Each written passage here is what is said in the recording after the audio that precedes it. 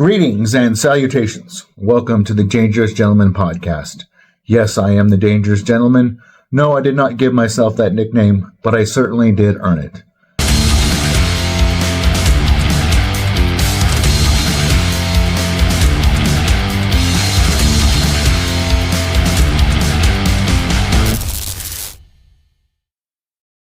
On today's episode, we're going to continue with the topic of now what?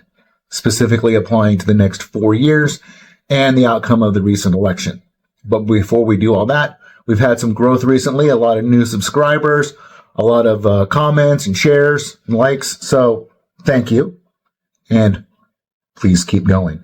I want to get this message out, so please share it with your friends and do all the stuff that boosts the algorithm.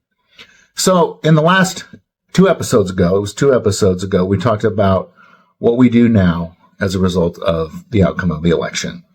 Now, I'm not going to speak a lot to what the outcome was, right? The election happened, and it is what it is, and the country is moving forward. So the things that I want to talk about today apply regardless of which side you're on. I know which side I'm on, and I think most of you realize that too, but we've had a little bit of throttling issues on the channel the last couple episodes, so I'm going to be a little bit, well, not too careful, but maybe a little bit careful about what I have to say. So I mentioned that there were 6 principles that we need to keep in the forefront of our minds over the course of the next 4 years in order to be able to maintain momentum both in our personal lives and as a country. But overarching all of that, I want to encourage everyone that God has to come first. That God is the author of these principles that I'm talking about. He's the one that dictates our actions. He's the one that should be the foundation of our lives. It should be the core of who we are and what we do. God has to be at the center of that. He's the one that drives me, and I hope he's the one that drives you. And if he's not, I ask and I pray that you would seek him out in that way. But these principles apply, and for me, they are rooted in my faith in God. So I'm going to quickly review all 6 principles. We talked about the first 3 last time, and we're going to get into more details of the second 3. So we talked about the idea of personal excellence, okay? Becoming the best of who you are. And that applies to spiritual, physical, and mental growth. Finding a center, getting as healthy as we can, improving our minds, and pressing forward regardless. Becoming financially successful, right? Whether that's in your business or in your career. And the reason we want to do that is because we want to be able to make money so that we can become financially independent, so we don't rely on the government and we don't rely on others for our own to take care of ourselves, right? It also helps boost the overall economy. When we are individually successful, it boosts the economy overall. Also, when we are financially successful, we're able to help others so they don't have to go to the government themselves, right? If we step in and we're able to help people, that eliminates the need for charity on a larger level. Okay? We want to build community. We want to focus on a local community, people that we can relate to face to face. We want to build locally. We want to focus on people who are doing actions, people who are both aligned with us, and maybe some people who maybe aren't aligned with us but are moving in the same direction. So focus local, focus on action, so that we can be an example to the other people in our community, right? Because ultimately, this country is founded on community. But also don't neglect online. So those were the first 3 principles we talked about last week. If you want more information, go back a couple episodes and I lay those out even more. So personal excellence, financial responsibility and success, and build community. This week, we're going to dive into the last 3 principles a little bit more and just talk about those. Okay. So once we have that other stuff laid out, the excellence, the financial success, and the community, we also want to focus on core American values, right? This country was founded on something. This country was founded on more than just something. This country was founded on a core set of principles. Our founding fathers grew up understanding and believing in a core set of principles. And that's what this country was founded on. Again, flawed as it may be, there were certain things that at the core of this country that we need to continue to build on. Okay. That we understood, that me growing up in the 80s, I understood these things about growing up in America. And over the course of from the 80s until over the next 20, 30 years, these principles, a lot of them were eroded. Okay, so a lot of this stuff that's having a resurgence nowadays, everyone's proud to be an American, playing loud music, driving fast cars, working out in the gym, all that stuff, right? That was all stuff that was very prevalent when I was in the 80s. Like, that was just in the zeitgeist, was to be proud of America. And so it's really super important to me that is a core of who we are, that we are Americans. And Americans are supposed to lead the way. The American people and America as a country was set up and designed by the founding fathers to be a city on a hill so that others could look to it in order to better themselves as a country and as a people. So I think that we need to focus on those things. And a couple of the core American values that I see as being really important, I've already touched on it quite a bit, and that is, the first one is excellence, right? We want to be good at everything that we do. We want to strive to be the best, right? Whether you're talking about the Olympics, where we're always trying to get the gold medals, we're trying to be the best tennis player, we're trying to be the best gymnast, we're trying to be the best ice skater, whatever it is, we're striving to be the best. And there's nothing wrong with striving to be the best. If you're following the rules and you're putting in the work and you're doing the thing, you should try to be the best in whatever sphere you're in. If you're a chiropractor like me, you should be striving to be the best chiropractor. If you work at a restaurant, be the best restaurant worker, be the best waiter or waitress. If you're an attorney, be the best. If you flip burgers at McDonald's, be the best. That's one of the core principles of what it means to be an American. And don't let anyone tell you that you shouldn't strive to be the best. You might not be the best, but if you're striving to be the best that you can, that's what really matters. If you're striving to be a little bit better today at whatever it is that you're doing, if you're striving to be better today than you were yesterday, that's what it's all about. Whether that's at the gym, whether that's at your job, whether that's in your relationship, in your marriage, right? Be a better driver. Be a better citizen. Whatever it is that you're doing, try to be better at it and be the best at it. There's nothing wrong with it. Take some pride in it. Get to the end of the day and look back at the work you did. And if you strove to be your best, if you strove to be better, then you have something to be proud of that day. Even if you failed, if you strove to be better, right? But if you get to the end of the day and you're like, oh man, I left a bunch on the table, there's going to be this gnawing in the pit of your stomach, right? You're going to know that you left something on the table. There's nothing wrong with, so you want to be able to eliminate that regret, right? A lot of people don't strive to be, and they get to the end of the day and like, it was okay. It was okay. Like this whole idea of it's okay to be okay. Now, there's some truth to that, right? But if you are just okay when you know you could be better, there's going to be some disconnect in your brain, especially as men who are hardwired to try to be better, who are hardwired to try to be excellent, who are hardwired to push hard, right? So it's okay to be okay as long as you're pressing harder than yesterday. I was talking with one of my patients today about the phrase, it is what it is. And we were both talking about how that phrase is just kind of unsatisfying, but it is appropriate at times. And so one way I like to put situations, when I use the phrase, it is what it is, I always finish it off with, but it doesn't have to stay that way. So try practicing next time you're about to say it is what it is. Try saying, oh, it is what it is, but it doesn't have to stay that way. So the first of the core principles of American values that I want to emphasize here is to strive to be excellent. If no one is ever striving to be excellent, then no one has someone to look to. If we don't have someone who's doing better than us, then we don't have anyone to look to. And a little bit of healthy comparison is good sometimes. The second core principle that I want to talk about is unity. A lot of people think that diversity is super important. I think unity is much more important. The fact that we're able to come together and from different walks of life, yes, from different countries, different backgrounds, different demographics, yeah, great. But let's get unified. Let's have some core values together.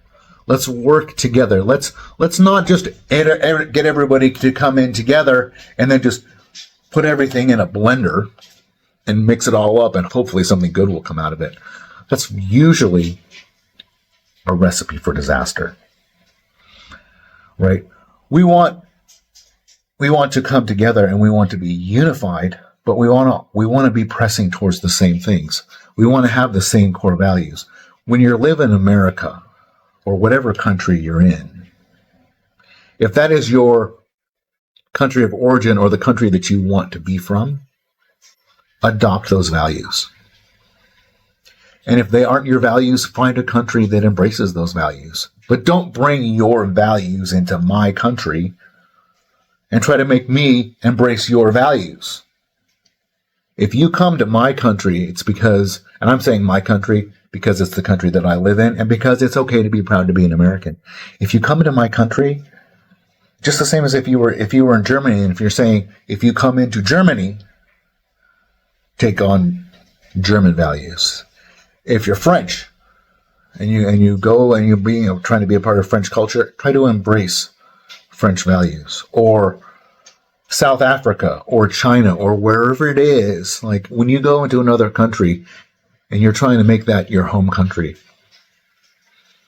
don't bring your values and try to mix it with everybody's, right? The power isn't in everyone's ideas getting all mixed up. The power comes when we're all living by the same principles, when we're all embracing the same ideas. So excellence, unity, freedom. Freedom is the last one. As Americans, we love our freedom. That doesn't mean we're free to do whatever we want to. A better word for it is probably liberty. There's a difference between the word freedom and the word liberty. I did a word study on this like 20 years ago, and the difference between freedom and liberty. Freedom is exactly what it sounds like. Freedom is just doing whatever, right? The idea of liberty, the concept of liberty is that you have freedom within a certain amount of boundaries, right? We're not free to do whatever we want. There are laws and there are boundaries and there are foundations in this country that keep us grounded. So a better word than freedom is liberty. We love our liberty. So we're free to do what we want as long as we're operating within a certain set of rules and boundaries. And in America, I'd like to think that those are Christian values. They should be Christian values. So again, 1, personal excellence. 2, financial success. 3, build community. 4, American values. American values of excellence, unity, and liberty. Number 5 is zero compromise. A big part of why we ended up in the situation that we've been in the last 20, 30 years or longer is because over time, principles have been eroded because people compromised. And you could trace it back however far, right? Like it goes a lot further back even than I can probably understand or imagine. But we started to compromise on little things, starting in the 50s, 60s, 70s. Like there were these little compromises that slowly began to erode us as a country. It was okay, like participation trophies. When I was a kid, there wasn't really such thing as a participation trophy. There was like first through third. You got a trophy or a ribbon. Other than that, you're like, you got left out, so you wanted to press, you wanted to be part of that, right? And yeah, participating is good. Being a part of things and putting yourself out there is good, but excellence is what is rewarded. When you start to reward people for participating, then pretty soon they think that that's all they have to do, and they don't press to be better. So we started to incorporate these ideas of participation trophies. Another one, the silent generation. So they started to label this whole group of people as the silent generation. And they placed that on people as if it was a badge of honor to keep their mouth shut, to not speak their mind, to keep their values and their principles to themselves. And again, that strong value, that ethic that those people carried got eroded because they thought that it was okay, that the best thing for them to do was to just be quiet about it and to not say anything and to let all this stuff just go. Right? So the silent generation. The other thing that started to crop up was this idea of political correctness. I could do a whole big long talk, whole episode on political correctness, but the idea is that when everyone is trying to focus on political correctness and that idea of what is politically correct is constantly changing, once again, you're pressing people down. You're suppressing opinions. You're suppressing ideas getting out by telling people that they have to be politically correct, that they have to use a certain term because saying it a different way might be offensive. But when that is constantly changing, when that goalpost is constantly moving, how are we ever supposed to know what's politically correct anymore?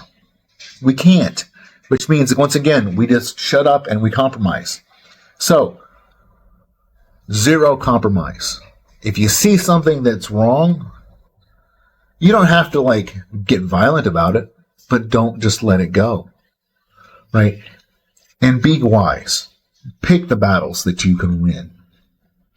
But just because you think that you can't win doesn't mean that something shouldn't be addressed. If you know it's wrong, address it. Like all these things that are happening across the country right now, where men generally step up and they protect another person, and they defend themselves, and then they end up getting charged with a crime. These men were not willing to compromise doing the right thing. And then in the long run, our justice system ends up punishing them for that. And that's not okay. But be wise, but don't compromise on those things that are truly important, those values that we know are right. Step up, protect the innocent. Men should be protecting women. Men should be stepping up and being the ones that are keeping an eye out for people. And even if you suffer ramifications for it, it's still the right thing to do. It's still the right thing to do. So still do it. They want you to not do it, but you still have to do it. And you know what? If you end up going to prison or if you end up suffering some consequences because you stood up and did the right thing, put your head down on the pillow at night and rest easy, because ultimately, if you didn't step up and do the right thing, you're going to have to deal with that for the rest of your life too. The last thing that we need to do, the last thing, as far as I'm concerned, the last thing we need to focus on is family values. The family in this country is one of the major building blocks of this country, because the family is also one of the major building blocks of the Bible. The husband and wife relationship is of vital importance. And our divorce rate in this country is way, way too high because it's become easy to get a divorce. It's become easy to terminate a pregnancy. It's become easy to just live however you want to, right? There's no fault divorce and there's abortion and there's all of these things that make the consequences of not being a family. It used to be rewarded to be a family. It used to be looked upon as a noble thing when you have a core nuclear family, and that's been eroded over time through no-fault divorce and some other laws and some other things that have happened. A lot of things. The welfare system rewards single moms way too much. Again, this is a topic that I'm very passionate about because I've dealt with this myself personally. Make your family the center of your life. Make family the center of life. Make family the center of the American culture, the center of who we are, because that is what it's built on. And and it gets spread to the rest of the world. Family has to be at the center. There has to be a focus on family. There has to be a re-empowering of what it means to be a family. And when I say a family, I mean a husband, wife, kids. It starts with a husband and wife, and then, Lord willing, kids get into the picture. It should be one of our chief aims to have a happy, healthy family. I messed mine up, and that's going to be something that I'm going to have to deal with for the rest of my life. Lord willing, at some point in the future, I may have a family again. A husband, wife, kid situation.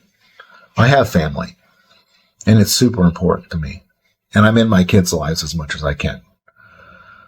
But get back to family values. So just going to rehash all of these again. So remember, we're talking about God has to be at the top of all of this. With Him at the center, we have to focus on personal excellence. We have to focus on becoming financially successful, financially independent. We have to build community. We have to get back to core American values of excellence, unity, and liberty. We have to have zero compromise. You have to be able to have something to stand on. Without personal excellence and all this other stuff, we won't know what zero compromise looks like if we don't have a foundation.